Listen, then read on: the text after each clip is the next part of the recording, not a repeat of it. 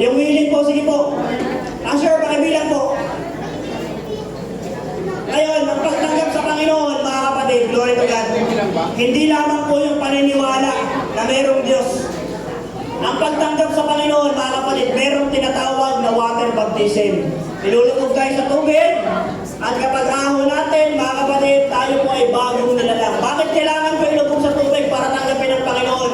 Yung tubig po ay nagsisignify na pag nilubog tayo doon, tatanggapin natin ang Panginoon at malilinis po lahat ng ating kasalanan.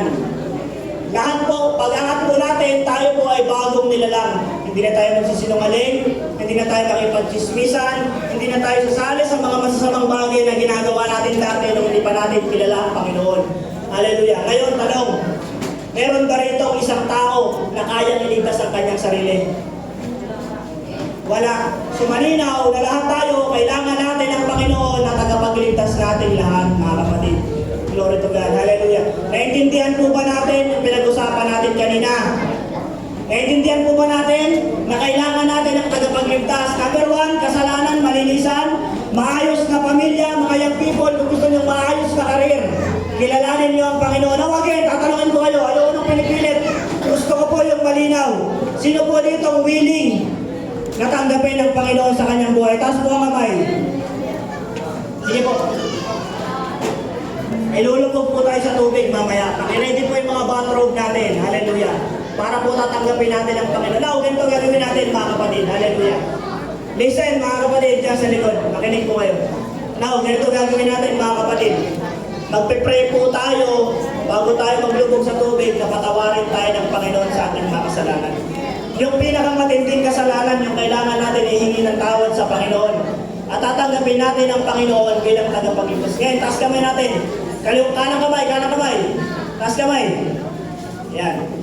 Sige po, kanang kamay. Huwag po kayo maya. Mananalangin po ako.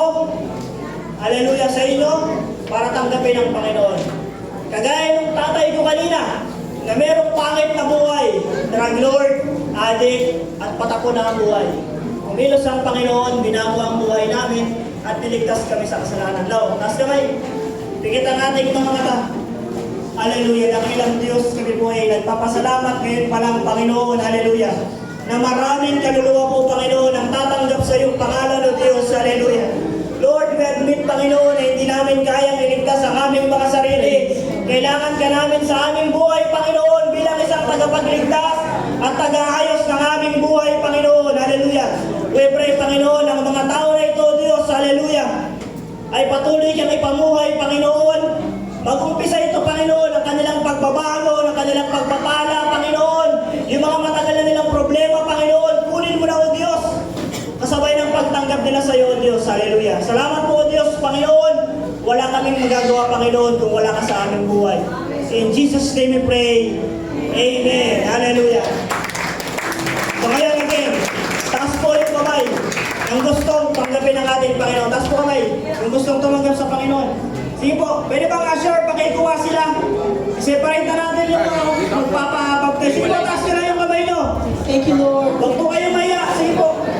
Usher, pakikulis po. Para yung mga medyo mayroong tanong pa, nakausapin pa natin. Sige po. Taas po yung kamay. Huwag nyo pa yung